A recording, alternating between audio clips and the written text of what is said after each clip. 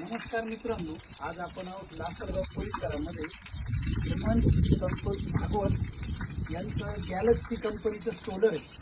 2018चं solar आहे. तर त्यांना माहीतच नव्हतं की सोलरची सर्व्हिसिंग करावी लागते.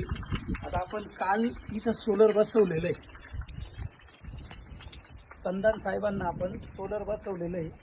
सोलर बसवत असताना भागवत साहेबांचं आपलं बोलणं झालं, त्यावर त्यांनी सोलर साफ करण्याचा निर्णय घेतला. तर आज आपण नाशिकवरून लासलगावला आलेलो आहे. तर करूया मग सुरुवात याच्यामध्ये किती प्रमाणात घाण निघते ती तुमच्या लक्षात येईल. तर बघू शकता मित्रांनो, तुम्ही आपण भगत साहेबांच्या सगळ्या ट्यूबा खोदलेल्या आहेत. एकही ट्यूब खोलायची बाकी नाही ठेवली. त्यामध्ये निघालेली ही गाळ बघू शकताय, या प्रमाणात घाण तयार झालेली होती. ही एवढी घाण जरी असेल तरी आपली टाकी खराब होण्याचे चान्सेस असतात. आता आपण टाकीमधील देखील गाळ काढणार आहोत.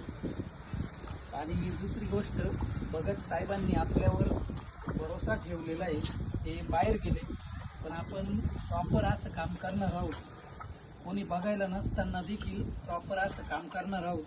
हे खराब झालेले रबर आपण नवीन रबर देखील लावणार आहोत.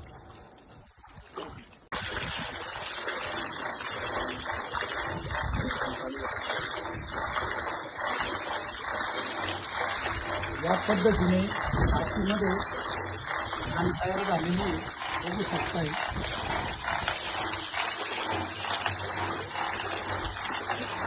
टाकी बरोबर जायचं हे काय तुम्ही आहे नाही हो हो आलो काही अडचण नाही, काही अडचण तुम्हाला जायला आपण जावं लागेल. हां हां हां काही प्रॉब्लेम नाही.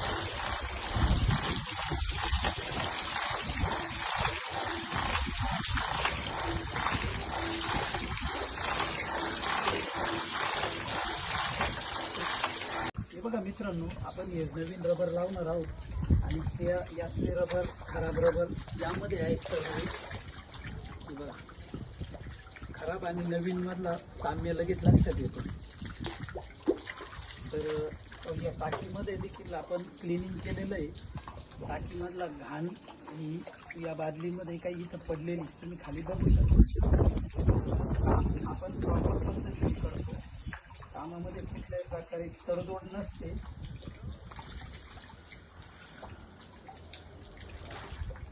तर बघू शकताय मित्रांनो, भगत साहेबांचं सोलर आपण प्रॉपर अशा पद्धतीने सर्व्हिसिंग करून दिलेलं आहे. सर्व्हिसिंग करताना कुठली ट्यूब फोडलेली नाही आहे किंवा ट्यूब आपण पंक्चर देखील केलेली नाही आहे. प्रॉपर अशा पद्धतीने काम केलं.